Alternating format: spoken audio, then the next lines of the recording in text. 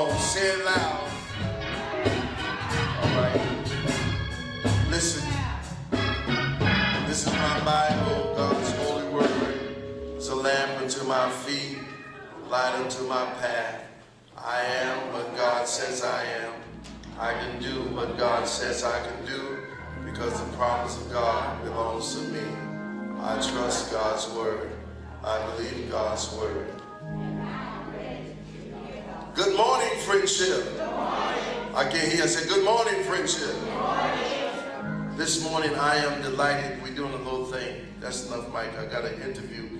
This morning, I am delighted. I guess you noticed when you came into the sanctuary, you saw these large portraits. And a few weeks ago, as you know, one of the things as an African American that we must be culturally aware and we must embrace artistic abilities of African people. You may be seated. Every year in Harlem, there is a Harlem art display, and there's artists, black artists from around the country that emerge. There's one man that's a famous artist. He's up. He's a rising star, if not a star. And his name is K.H. Williams, who hailed from Atlanta, Georgia. And I love his art. And you ought to have some black art because black art denotes our struggle. And this morning in our finale, I invited him to join us by way, I wanted to do a Skype, but I just couldn't, get it all together because, I'm creative, and sometimes my thoughts and ideas happen when my staff is unavailable. But I think the best way of doing this was to have him or I to call him to discuss to us two of his pieces that I have on display in the sanctuary. And that is in line with my sermon this morning entitled, "The Pirates Keep Coming. Go tell Pharaoh to let my people go." Repeat after me, the pirates keep coming. Y'all not saying it loud enough. There are a lot of people here. Say the pirates keeps coming. Go tell Pharaoh to let my people go. My sermon is derived out of Exodus chapter number 9. He's going to interview us. We're going to interview him regarding these two pieces, but I just want to read where we are. In Exodus chapter number 9, verse 8, the pirates keep coming. Go tell Pharaoh to let my people go. Then the Lord said unto Moses, go unto Pharaoh and tell him, thus said the God of Hebrew, let my people go, that they might serve me. Now, Brother Williams, how are you doing? I'm good this morning. Thank you for joining us. One day we pray that they will meet you. This is the person who is the artist for these two pieces. The piece that I have here is the piece that I just recently bought. I'm not fortunate yet to get original, but we're working that out, that I can get an original piece of his work. But this is a rendering, and I think I have 2 out of 25 of these that has been reproduced from the original. When an artist paint original, most of the time they try to hold on to it, and if they do sell it, it's for a tremendous amount of money. So I'm praying one day that I get original. But when I went to his show, he had this piece here, and I want to share with us because it says from 1619 to 1865. Now these are two significant dates from the span of the 1600s, even up to the 1900s. But he will tell you what this is all about, because we're going to talk about the transatlantic slave trade in our message. All right, talk to us, Brother Williams. Well, the piece with the men on it, the three men, is entitled "The Fisherman," and in that piece, it shows the interruption of a foreign civilization of Greek and fishermen fishing food for their families and their lives. And in time of fishing, that must be an intrusion of ships approaching the boat, and they can feel visitor and evil is in the air. Now let me ask you a question. What inspired you to paint this piece? I wanted to create a series of images that show pre-slavery, prior to that institution beginning or the day of, to show our culture that we existed in a certain light before the images of them in cotton fields and shackles and beaten and lynched and everything else that came afterwards. So I wanted to give a different vantage point of us as a people to Africans and African Americans and also to other cultures so that they have a more well-rounded viewpoint of us as a people. Now, why did you paint them pointing to something, a ship? Because they had never seen ships of that size. So, it's like, seeing, God's double monster approaching, it's massive. So they were alarmed, but they were also trained to guard and defend and to fight.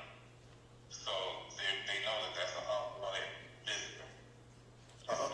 An unwanted visitor. And so now I also noticed that while they were pointing, they had nets. What was that about? Well, their nets is because they were preparing to go out into the ocean and to fish, but they find themselves becoming the catch. Ooh. Wow. Say that again now. They like that. Yeah, they were out to fish, but they find themselves becoming the catch. They weren't the only fishermen present. So these men who was on the boat was fishing for them while they were fishing for fish. Correct. And so now these men become their prey. Exactly. What else now? I noticed the colors that you use in depicting this. Tell us about these various different colors that you use and why did you use them? Well, the colors are symbolize that it should be a bright time of day. It should be dawn. It should be the beginning of day. But the mood of the sky is turned into an eerie presence. It's like an eclipse. Because of the evil in the air. So that would be blue water and blue skies. It's become dark. Even though the sun is trying to fight. The blueness denotes the darkness with the sun trying to fight through. What else can you tell us about how they're dressed and how masculine these men are? Well, it's just to emphasize the regalness, the individuality, before they trip, their culture and their ways. Like I said, the beauty, the strength, of us as a people. Now the next portrait that I have here is the number 5. And now tell us what happened to this black brother. Well, when I do research about this, the middle passage, I was coming across many and various slave auction posters. And on these posters, they would list the inventory, if you would, of what was available for sale. And they would have 15 men or 16 girls, and so on and so forth. And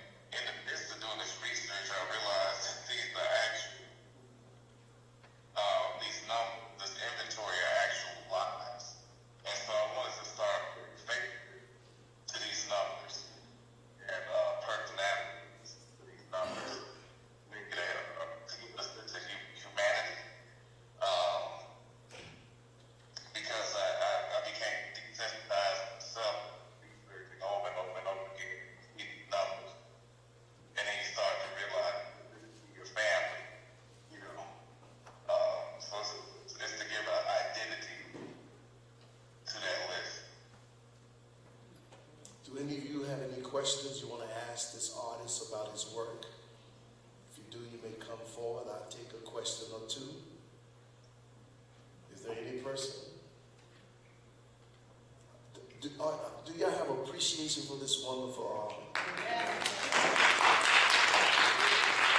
Come on, let's give him a round of applause. Come on.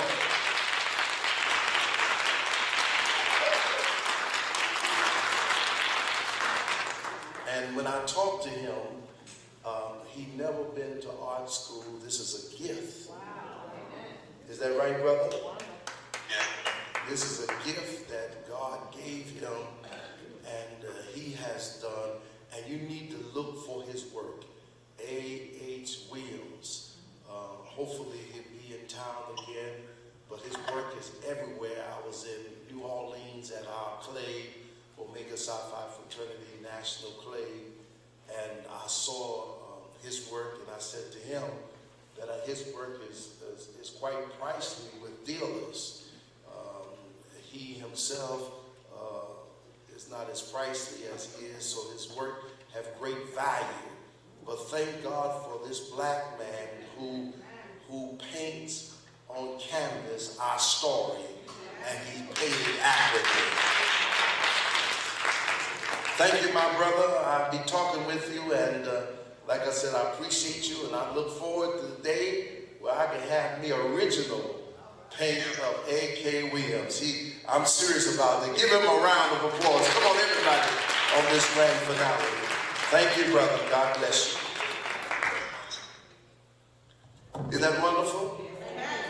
Listen, we are a cultural driven awareness congregation that the God of the Bible is also a God of culture.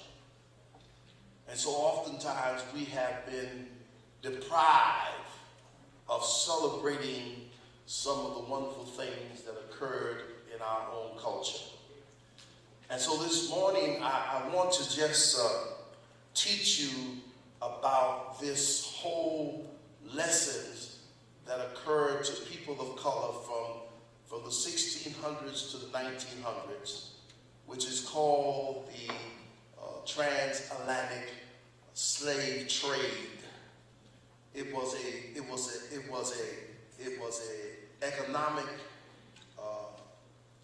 economic empowerment of the Europeans that they used to build the Americans. And I also want to say to you, though we look back at history and say how deploying it was that people of color was forced into slavery, we also must acknowledge that the participants of us being in slavery was people that looked like us. That not only was it beneficial for the Europeans to now take Africans to bring them to the new Americans, but it also was beneficial for the tribal leaders, because the tribal leaders would use human beings as commodities for exchange of firepower.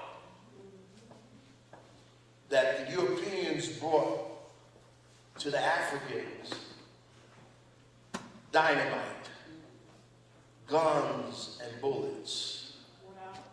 And the thing that they traded off was human beings. And this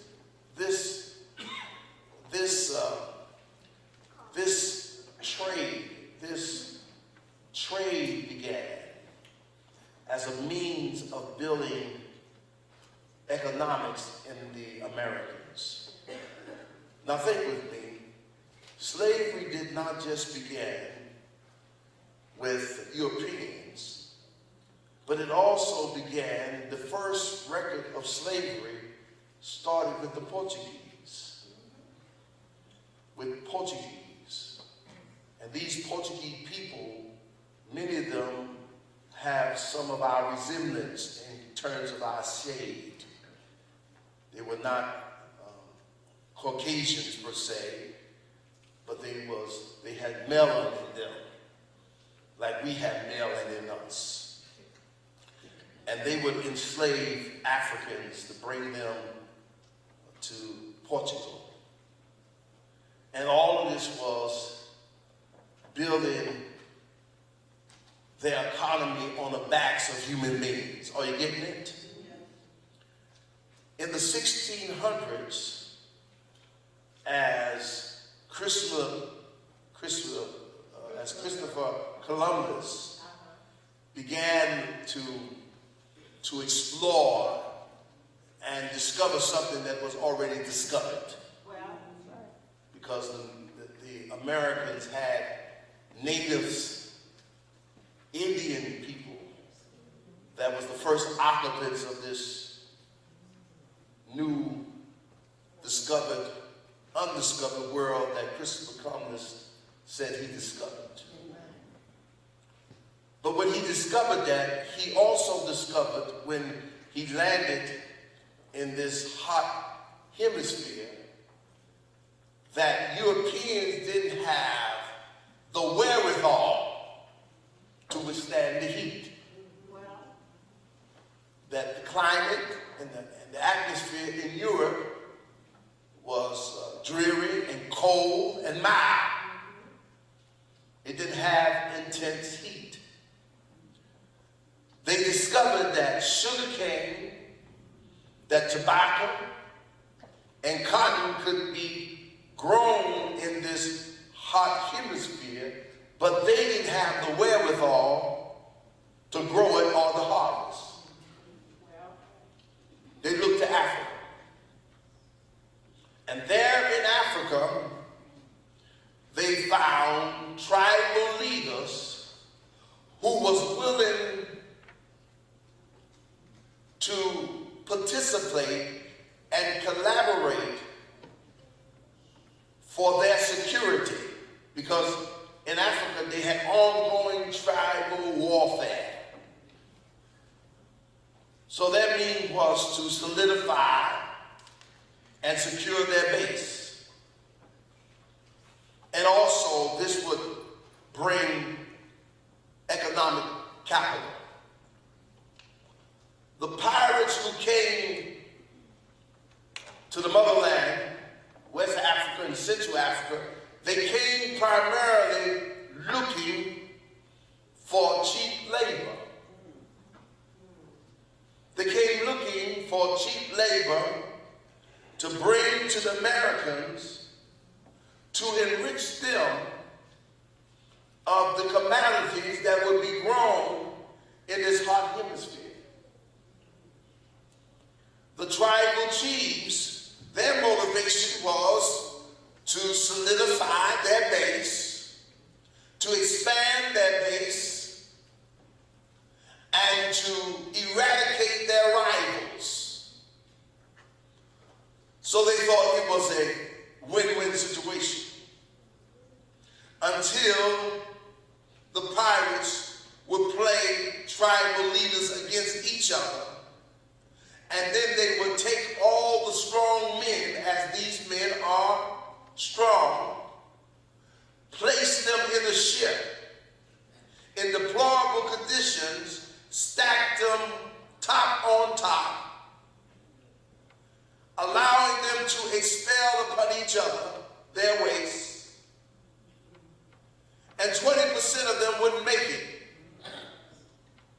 over what they called the mid-passage. Now listen very carefully. Listen to me very carefully. When they did this, the pirates, they had another plan. They knew if they took the strength of the Africans away from their motherland, that the Africans would be strengthless.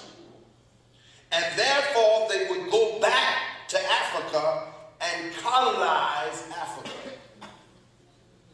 Because African men who were strong and mighty was ripped from their motherland and brought to the Americans, and their families was torn apart in order to build a system of economic advantage. Look at somebody and say, go tell Pharaoh.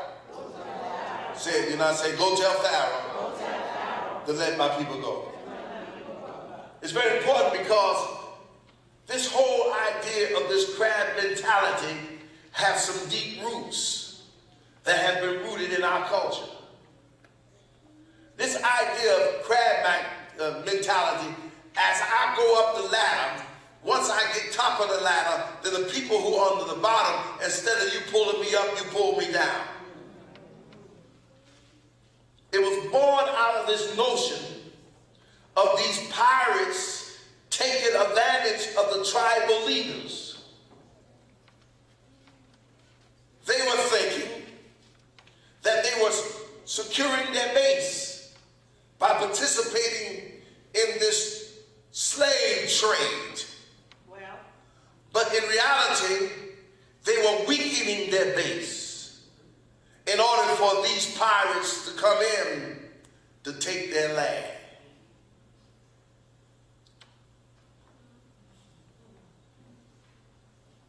These men who were enslaved fought hard, but they couldn't fight, because there's one thing that the Europeans had that they didn't have. Well, that was weaponry. They had the might, they had the fortitude, they had the creative mind to build weaponry of wood and stone. But the Europeans had built weaponry of iron. And therefore, they couldn't fight against gunpowder. Gunpowder could never win over mouth and feet and stone and wood. So when they were captured, they were chained like animals, and they were dragged away. A few years ago, my wife and I, we went to West Africa, and we saw the passage of no return. It was a passage of no return. That once you went through that alleyway, there was no way back. Because there were many who didn't make it. As I said, 20% of the cargo didn't make it. Some of them didn't make it because of the disease that they had acquired while they were in this hole stacked on each other, only given a few minutes to breathe fresh air, and never given the capacity to decently dispose of their waste. And the ones who were rebellious was thrown over and eaten by sharks. And the men were taught to do foot games in order to get some exercise, because it would literally take 2 to 6 months on sea making the journey. The children and the mamas and the fathers and the families that was captured was dismantled on the ship, while the men was on lower deck. The women and children was on the upper deck, and the women was being raped freely by the parents. But Somebody said, but. There were some who refused to make the journey. And they themselves escape by throwing themselves overboard. Because in their mind they say that though my body may not return to the motherland, but if I would throw myself overboard, my spirit will return back from which I've come. They have a theology that you can destroy this body, but you can't do nothing with the spirit. I can't hear nobody. Here is a system. Here is a system that is built to exploit the labor of blacks. I told you there are significant because during the slave movement, America is now being built. It's being built on the backs of blacks. It is, and people of color. They did not forget their God. How many people are glad that no matter how difficult things is, don't forget who God is? Can you help me with this service? Say, neighbor, they did not forget their God. Say again, say they did not forget their God. They didn't forget that African God. In a helpless, hopeless, deplorable situation, they knew that the Lord would make a way somehow. From the 1600s, slavery. The 1800s is in full swing. The economics. I told you it was about economics. This transatlantic slave trade was about economics. It really was about economics. They took us. They dismantled us. They sold us as commodity. Look, they sold us. We were a number. They took away our name and gave us the name of our slave masters. Wow. That's why in Roots, that Kunta Kinte wouldn't take his slave master name, and he was whooped and beating, but he knew that that was not his name. Everybody in here ought to know what your name is. They now being beaten. But something happened interesting in 1863. Wow. It was in the height of the Civil War. And the Civil War of the United States of America was about the slave trade. That's what the Civil War was about. It was about economics. Anytime any nation take another nation or oppress their people, it's always about economics. I want you to know it's always about money. Money is power. It's always about power.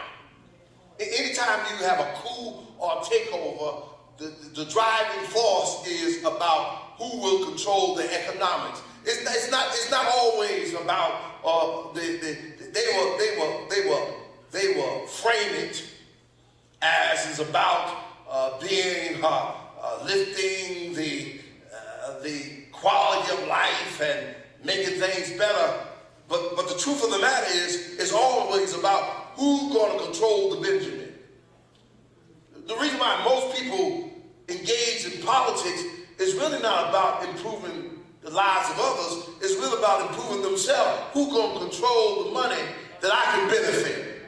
I don't want you to get that twisted. You know, in Mount Vernon, we are now engaged in a heated mayoral campaign because there are people who want to unseat the current man because of his own personal problems and because the city is not headed in the right direction. But don't you get that twisted. The real motivation of minimum running is, how can I control the benefit that ever benefit me personally, and if others benefit, that's fine. Y'all not talking to me, help me somebody. Because sometimes black folks are so gullible. We didn't like what Donald Trump said, but he was telling the truth. He said, what in hell do black folks have to lose? We've been with Democrats after we left Abraham Lincoln, before we were Republicans. For many years, African Americans were part of the Republican Party. But when we felt that we were not being serviced under Roosevelt, when the New Deal came, we defected from the Republican Party and became Democrats. But if you look over the quality of life of African Americans, are we better off? If you look at our inner cities, most of our schools are failing. Crime is high because the level of poverty within our community is higher than normal. If you look at the new penal system, the new Jim Crow of the day is the penal system where brown and black, by large, is more incarcerated than the white population. And we will get long-term sentences with low-grade felony, where white children will get a slap on their wrist and go out and live their life. Look at somebody and say, go tell Sam. You ain't talking to me, let my people go. Say it again, go tell Sam to let my people go. It was about economics. And let me tell you, the problem now is in 1863, when they signed the Emancipation Proclamation, don't you ever get so happy that Abraham Lincoln was looking out for us. He was trying to save the Union. He was trying to save the economics, the power, the superpower. He was trying to keep it together. Robert Lee and his army had the South. The Confederate Army was a bunch of white supremacists who felt that we were less than human. Come on, talk to me, somebody. And then believed that all men was created equal. The only one that was created equal was white folks. So Abraham Lincoln, he did something to save the economic. Do you hear me? Slavery has always been about economics, and we're going to see that in Scripture. Always been enslaving people. Say, teach, Pastor. Have always been about enslaving people on the backs of building others. So 1863, the Emancipation Proclamation was signed, and January 1, 1864, we were free. But do you not know that only 15% of slaves knew they were free? The Emancipation Proclamation was signed in 1863, June 1863. In 1864, it was enforced. It was enforceable. But only 15% of people ever heard the word that they were free. That the news was kept from them because it would have a devastating riddle effect on the collapse of the economics of those who had slaves. Y'all not hearing me, somebody? It was only until 1865 in which the 13th Amendment was added to the Constitution of the United States that prohibits slavery anywhere that people believe they were slaves. And from 1865 to 1968, it was almost 100 years before the Civil Rights Act was signed by Lyndon Johnson. We were still fighting a system. Now, let me give you something about the biblical aspect of it, because there is a biblical aspect that overlay this historical aspect. In Exodus chapter number 9, God now says to Pharaoh, God now says to Moses, tell Pharaoh, let my people go. Now you should know, you probably heard me say this, that we talk about Pharaoh. We're not talking about an individual. We're talking about a system. That the word Pharaoh is equivalent to king, queen. So this is 400 years of enslavement of an economic system that built Egypt, which is the northern tip end of the continent of Africa, people that look like us was participating in enslaving God's choice ones for economic gain. Help me, somebody say, it's about the Benjamin. Why ain't saying it? Say, neighbor, it's about the Benjamin. When you say you don't care about money, you're ignorant. I don't care nothing about money. That's the worst thing you can say. Because in this life, where your heart is, that's where your treasure is. That's what Jesus said. And then Jesus said, render unto Caesar that which is Caesar, and render unto God, come on, that which is God. So I don't care about no money. Lie, garbage, and trash. I don't care about having, I don't care about don't have.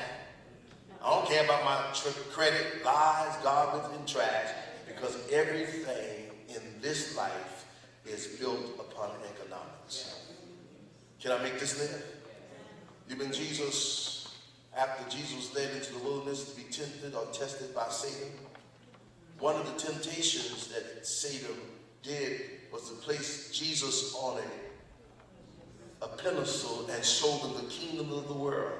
Wow. And he said, all of these things I give you, if you just bow down.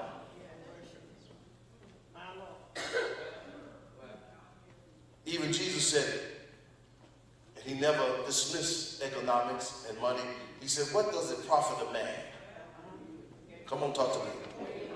If he gain the whole world and lose his soul, what can a person give in exchange of lies, garbage, and trash when you say you don't care about money? The psalmist said money answers all things.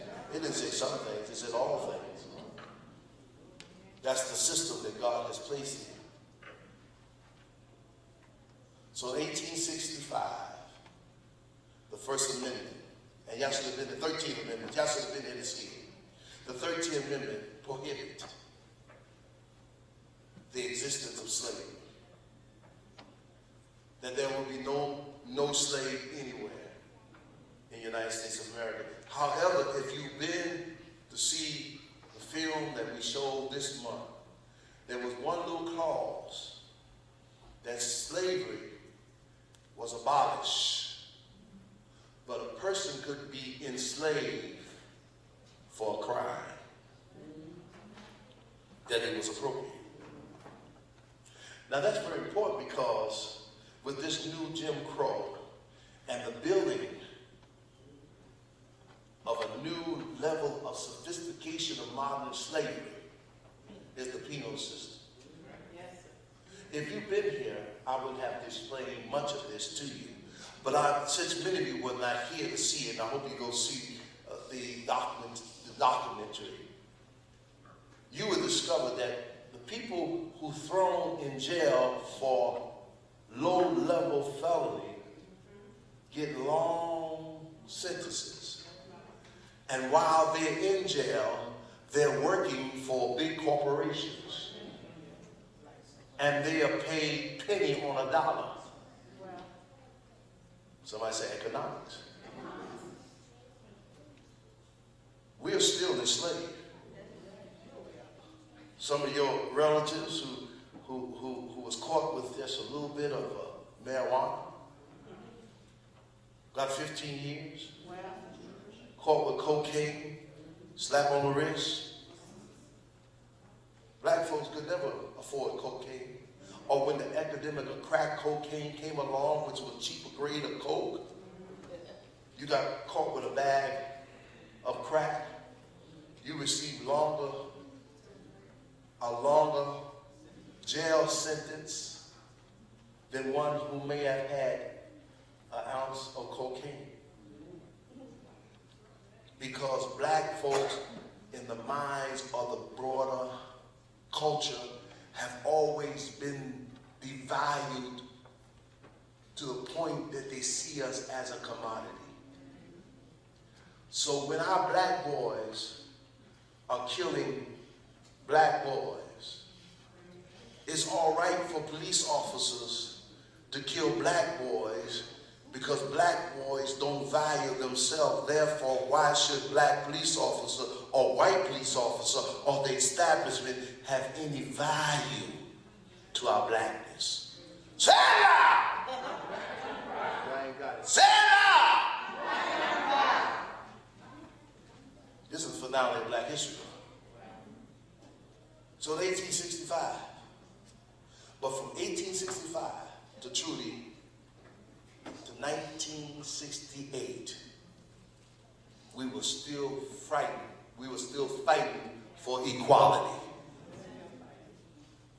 We were still, and listen, we knew that we couldn't win this, as they knew. The Africans knew they couldn't win this with sticks and stones. If there would be, and Malcolm X understood this, the Black Panther didn't understand it. Because notice, the Black Panther was exterminated, killed.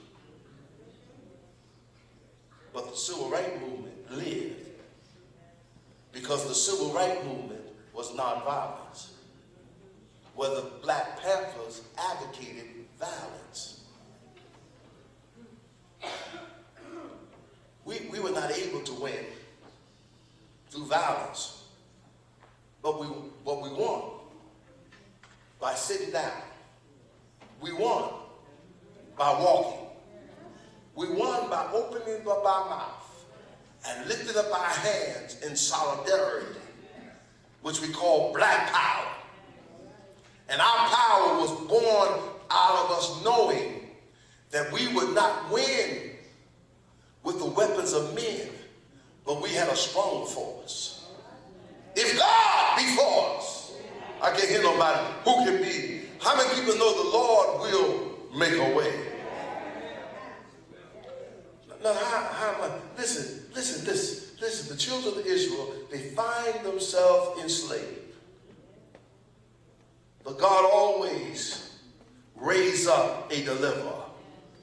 Moses was drawn out of the well. And Moses is now told, go tell Pharaoh. Go tell him. Tell the system, let my people go that they may serve me. Wow. Not serve the system, that they may serve me. Once you become free, your freedom is secured, that you can serve the Lord with goodness and with mercy. Thank God for freedom. I said, thank God for freedom. You ought to thank God that you had the freedom to make a choice of where to worship today.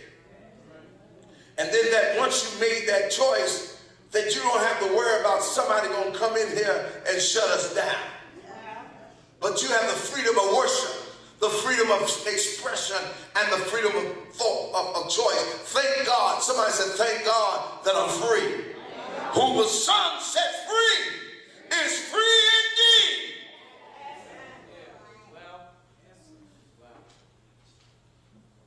finish. This is what he said. He said, I want you to know this, Moses. I'm going to harden Pharaoh's heart.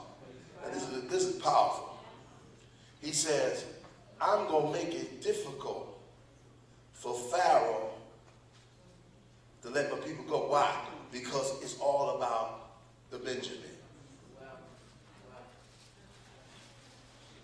See, I saw this revelation. The reason why Pharaoh could not let the children go, because that would begin to dismantle and weaken his empire. Enslavement was the order of the day. But you can't mess with God. Anybody know that God has his timing?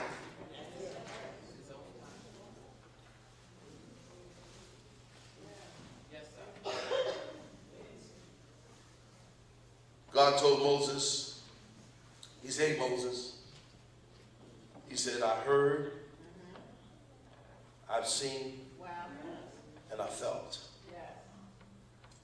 You mean tell me God heard, seen, and felt this enslavement? Yes. And I'm going to do something about it.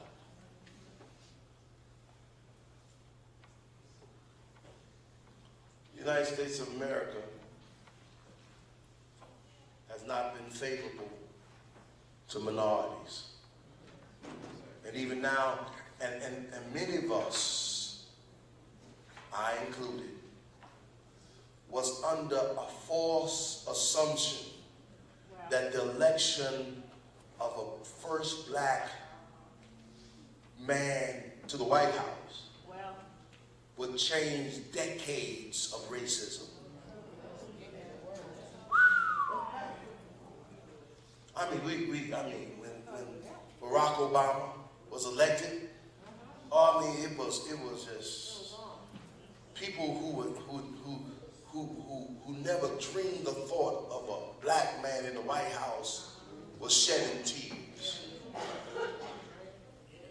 We said, oh, we've come a long ways. Oh, my God. We on Main Street now. We done moved up to the east side. But look at somebody and tell neighbor, it was short-lived. Even Al Sharpton said to, hey, y'all, I don't know how it's going to be once Michelle and Barack and the two little black girls leave the White House. Nobody ever fathomed in their mind that we would be trumped by Trump.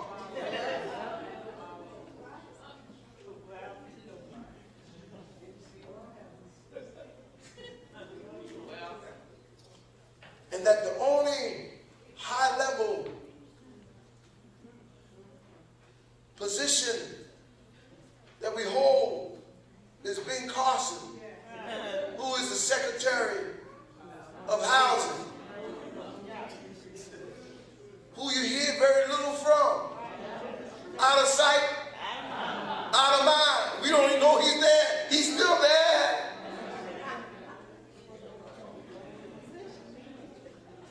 It's lily white. They window dress like they always do.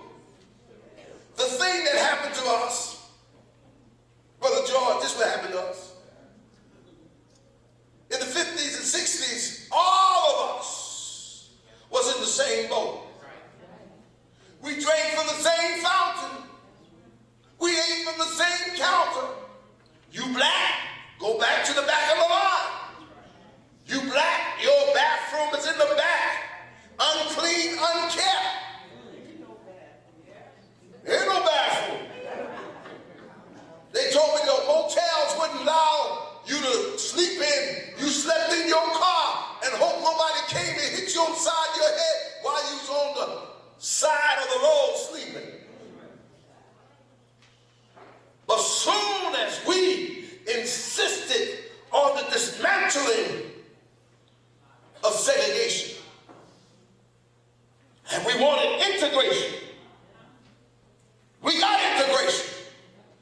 But what did integration do for us? It divided us into class. It divided us into class. Now we got all of these entertainers making so much money that look down on us as though we ain't nothing. We got these middle class, upper middle class, high income people whom white folks have handpicked and gave them a lot of money and gave them limited access to their, hear me, limited access to their world, limited access to the world. There still is the corporate ceiling. Just recently in the NFL, I think it's about 8 to 12 African American coaches. Now we down to 2. Everything is looking white again. Everything is looking white again.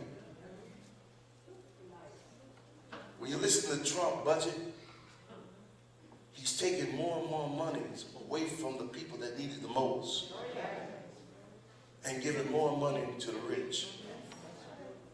Oh, I'm just laughing now. How now people saying, I'm looking at my income tax return. It's less than it ever been. And the rich folks say, oh my God, it looks good now. The people that need it the most are getting the less. And the people that have the most are getting more.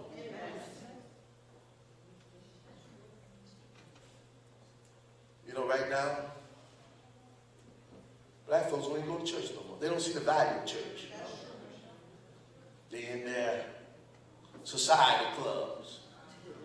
On Sunday, we didn't have access to playing golf. They out on the golf range or the golf court. They now can join. And I'm not hating on them. But don't forget where you come from. Don't forget about these men. Do you see these men? Who knows evil is approaching. Help me somebody. Don't forget, look at your neighbor and say, neighbor, don't forget where you come from. Don't forget who you are. That's what the Black History Month celebration is about. It's for us to review and salute our past. It's for us to celebrate the moment, but anticipate the future. It's for us to pass on to a seeded generation of look how far we've come. That's what this history, that's what this month is about. Yes, we celebrate and we praise the Lord, but we are intentionally about educating these little ones and share with them the experiences that we've come from. It's intentional. We intentionally designed the service to lift up songs that was the strength of people of African descent. We heard stories, we heard scriptures to share with you that Nat Turner was right in his revolt. Once he discovered that the slave master only taught him the scriptures to justify their evilness and their depraved minds in holding people slaves, he was right to read the scripture that says, release your slaves, that it was ungodly. Thank God for Nat Turner. Sojourner Truth. For Harriet Tubman. Did you know what she said? She said, I could have. It was about 100 people that she personally freed. She said, I could have freed I could have freed more if they only knew that they were slaves.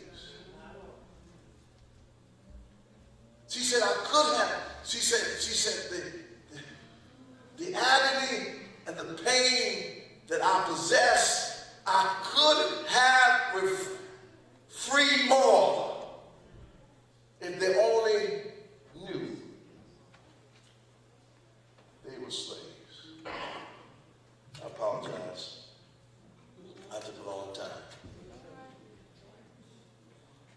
But I'm black. Proud of my history. My name, Edwers, E-D-W-E-R-D-S. They changed E-D-W-E-R-S because the grandma, my great-grandmama couldn't spell it. But my name, Edwers, comes from a European name. That's not my real name. That's my slave name. I really don't know my real name. But one day, I'm going to meet my ancestors, and I'm going to ask them, what's my name? I know I've been redeemed. I know I have a new name in heaven.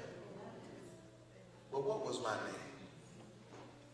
Because my name will denote who I am. And I suspect that my name will indicate that I will be a man of strength and power. Because all my life I walked in strength. My daddy was strength. My great-grandpapa that I remember, he was strong in strength. So I believe that God has made me a person of strength. Well, that's the word of the Lord for the day. That's the teaching of the day for African Americans. Give the Lord a hand. Did you enjoy that?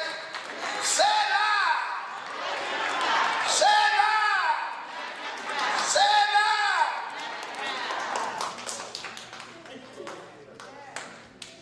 Come play me something. Play me a black song, a white song, a song, a wonderful song. We're going to sing.